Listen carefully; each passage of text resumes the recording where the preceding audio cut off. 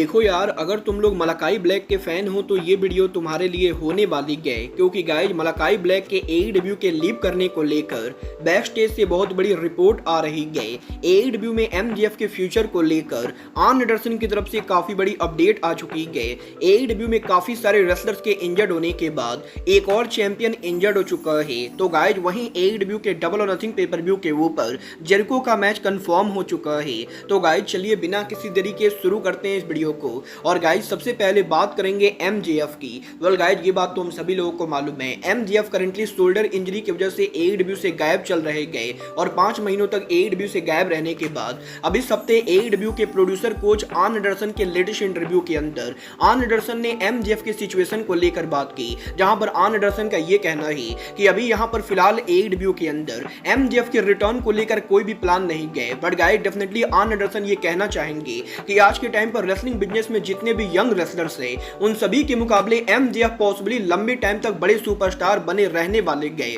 क्योंकि गाइज यहां पर एईडब्ल्यू के अंदर ऐसे बहुत सारे रेसलर हैं जो एमजेएफ के मुकाबले एईडब्ल्यू के अंदर बढ़िया रेसलिंग करते गए। बट गाइज वो यहां पर काफी बार रैंडम मैचेस के अंदर ऐसे मूव का यूज करते गए जिनकी वजह से उनका करियर ओवर हो सकता है। बट वहीं सेम टाइम के ऊपर एमजेएफ उनके मैचेस को लेकर काफी फोकस रहते गए और एमजेएफ यहां पर उनके रेसलिंग मैचेस के अंदर कोई भी ऐसी चीज करने की कोशिश नहीं करते गए जिससे कि उनके करियर के ऊपर कोई इंपैक्ट पड़ेगा। और गाइज आर्न एंडरसन का ये कहना है कि एमजेएफ जिस तरीके से रेसलिंग बिजनेस को देखते गए उस चीज को देखकर आर्न एंडरसन डेफिनेटली ये बोल सकते गए कि एमजेएफ यहां पर लंबे टाइम तक रेसलिंग बिजनेस में टिकने वाले गए, क्योंकि गाइज एमजेएफ ना तो ज्यादा रेसलिंग करते गए और ना ही एमजेएफ उनके मैचेज में कोई बड़ा रिस्क लेते गए। और गाइज एमजेएफ की रेसलिंग साइकोलॉजी की वजह से वो यहां पर एईडब्ल्यू के बाकी यंगर रेसलर्स के मुकाबले लंबी टाइम तक रेसलिंग बिजनेस में टिकने वाले गए। वेल गाइज मैं यहां पर आर्न एंडरसन की बातों से पूरी तरह से एग्री करता हूं और मुझे भी लगता है कि एमजेएफ का कम मैचेज लड़ना और मैचेज के अंदर कम रिस्क लेना एमजेएफ के लंबे टाइम के करियर के लिए ज्यादा फायदेमंद है। बट गाइज जहां तक बात रही मैचेज में रिस्क लेने की, तो गाइज एईडब्ल्यू के मल्टीपल रेसलर्स के इंजर्ड होने के बाद एईडब्ल्यू की एक और सुपरस्टार अभी सप्ते इंजर्ड हो चुकी है और इस बार ये सुपरस्टार और कोई नहीं बल्कि आरओएच की current women's world champion Athena है। वेल गाइज इस हफ्ते एईडब्ल्यू कोलिजन के टेप करने के बाद जब यहां पर आरओएच रेसलिंग उनकी टीवी टैपिंग कर रही थी तो आरओएच के टीवी टैपिंग के ऊपर अथीना के मैच के अंदर अथीना के लेग के अंदर इंजरी हो चुकी है। और गाइज यहां पर वैसे तो अथीना ने मैच को पूरा ओवर किया था, बट गाइज मैच के ओवर होने के बाद एईडब्ल्यू के मेडिकल टीम के द्वारा अथीना को बैक स्टेज एरिया पर ले जाया जाता है। और गाइज अभी यहां पर यह बिल्कुल भी क्लियर नहीं है कि अथीना की ये इंजरी कितनी सीरियस है, बट गाइज यहां पर यह कंफर्म हो चुका है कि आरओएच के इस हफ्ते टीवी टैपिंग के ऊपर आरओएच की current women champion Athena injured हो चुकी है। well अब ये तो आने वाला टाइम बताएगा कि अथीना की ये इंजरी कितनी सीरियस होती है, और अगर यहाँ पर अथीना की ये इंजरी ज्यादा सीरियस होती है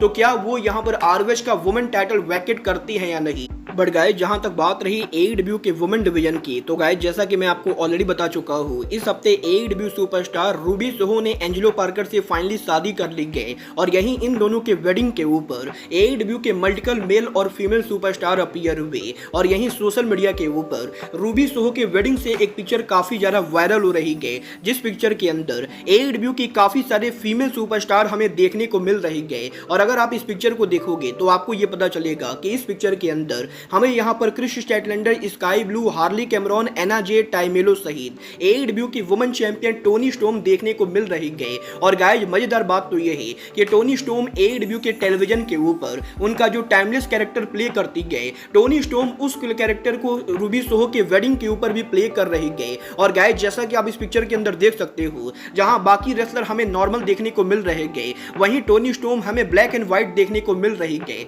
जो कि मेरे हिसाब से बहुत ही ज्यादा फनी चीज है। वेल गाइज ये तो बात है रूबी सोहो के वेडिंग की, बट गाइज जहां तक बात रही टोनी स्टॉर्म की, तो गाइज अगर आप लोगों ने एईडब्ल्यू के लास्ट पेपर व्यू, एईडब्ल्यू के डायनेस्टी पेपर व्यू का मीडिया कॉल देखा होगा तो आप लोग को याद होगा कि एईडब्ल्यू के डायनेस्टी पेपर व्यू के मीडिया कॉल के ऊपर टोनी स्टॉर्म ने यहां पर वेंडी रिचर का नाम ड्रॉप किया था। और गाइज टोनी स्टॉर्म का यह कहना था कि वो यहां पर वेंडी रिचर को फेस करना चाहती गए। और गाइज अभी सप्ते एईडब्ल्यू के बैक स्टेज से ये अपडेट आ रही है कि पॉसिबली एईडब्ल्यू के अंदर सच में यहां पर वेंडी रिचर रिचर्ड AEW पर अपीयर हो सकती है और वो यहाँ पर टोनी स्टॉर्म को कन्फ्रंट कर सकती है। और गाइज यहाँ पर फाइटफुल के लेटेस्ट रिपोर्ट के हिसाब से वैसे तो वेंडी रिचर्ड करंटली WWE के हॉल ऑफ फेम कॉन्ट्रैक्ट के अंदर है और वो यहाँ पर WWE के लेजेंड कॉन्ट्रैक्ट में होने की वजह से बिना WWE के परमिशन के AEW के शो पर अपीयर नहीं हो सकती है। But guys currently AEW company Wendy Richard के साथ बातें कर रही है और अगर यहाँ पर हर चीजें सही जाती है तो गाइज पॉसिबली वेंडी रिचर्ड भी AEW के अंदर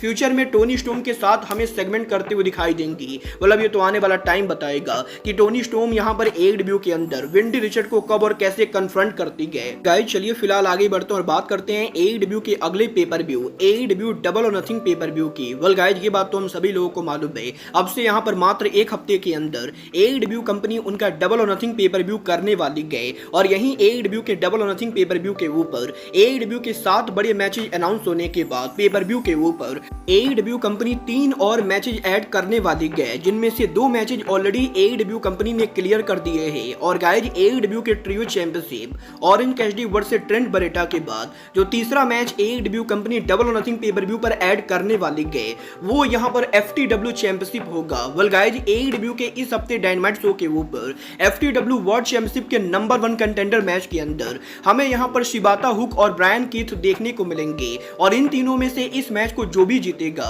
वो AEW के डबल और नथिंग पेपर व्यू के ऊपर क्रिस जेरिको को FTW टाइटल के लिए चैलेंज करने वाला है। वेल गाइज मुझे यहाँ पर इस चीज के 95% चांसेस लगते गए कि डेर फसली AEW के डायनामाइट शो के ऊपर ब्रायन कीथ और शिबाता को बीट करने वाला है और एक बार फिर से AEW के पेपर व्यू के ऊपर हमें यहाँ पर जेरिको और डेर फसली का मैच देखने को मिलेगा, जो देखने के अंदर मैं बिल्कुल भी इंटरेस्टेड नहीं हूँ। वेल आप लोग जेरिको और डेर फसली का मैच देखना चाहते हो या नहीं, आप लोग मुझे कमेंट करके बताएंगे। बट गाइज चलिए फिलहाल आगे बढ़ते और बात करते हैं मलाकाई ब्लैक के AEW को लीव करने की। वेल गाइज ये बात तो हम सभी लोगों को मालूम है, आज से करीबन 3 साल पहले मलाकाई ब्लैक के AEW को ज्वाइन करने के बाद भी AEW के अंदर आज तक मलाकाई ब्लैक ने AEW में कोई भी सिंगल टाइटल नहीं जीता है। और गाइज AEW के अंदर मलाकाई ब्लैक के काफी घटिया बुकिंग के बाद आज से करीबन 2 साल पहले 2022 के अंदर मलाकाई ब्लैक ने एक टाइम पर AEW कंपनी से उनके रिलीज लेने की भी कोशिश की थी, बट गाइज टोनी खान की कंपनी के द्वारा मलाकाई ब्लैक को रिलीज देने से मना कर दिया गया था। और अब यहां पर फाइनली इस चीज को लेकर रिपोर्ट आ रही है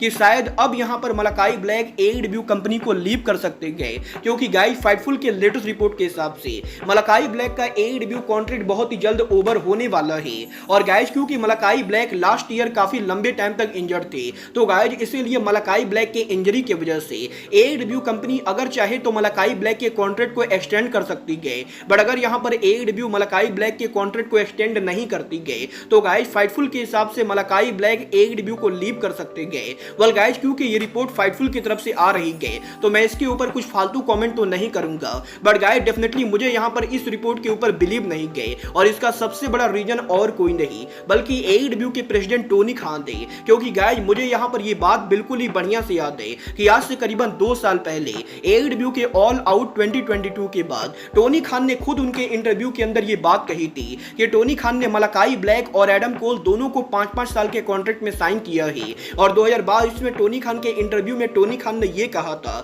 कि मलाकाई ब्लैक और एडम कोल कम से कम 5 सालों के लिए AEW कंपनी को छोड़कर कहीं भी नहीं जाने वाले गए। और गाइस क्योंकि टोनी खान ने 2022 के अंदर यह बात कही थी कि मलाकाई ब्लैक और एडम कोल 5-5 साल के कॉन्ट्रैक्ट के अंदर है, तो गाइस इसीलिए मेरा यह बिलीव करना थोड़ा मुश्किल है कि मलाकाई ब्लैक का कॉन्ट्रैक्ट ओवर होने वाला है। मतलब ये तो आने वाला टाइम बताएगा कि फाइटफुल की ये रिपोर्ट कितनी सही साबित होती गई। और अगर यहाँ पर फाइटफुल की ये रिपोर्ट सही गई तो गाइस टोनी खान ने उनके इंटरव्यू के अंदर मलाकाई ब्लैक के कॉन्ट्रैक्ट में 5 साल को लेकर फालतू बातें क्यों की थी। वाला आपको क्या लगता है, मलाकाई ब्लैक को AEW को लीव करना चाहिए या नहीं? आप लोग मुझे कमेंट करके बताएंगे। बट गाइज अब आज के इस वीडियो में बस इतना ही। मैं मिलता हूं आपसे अपने अगले वीडियो में। बट गाइज तब तक के लिए good bye, good night and bang.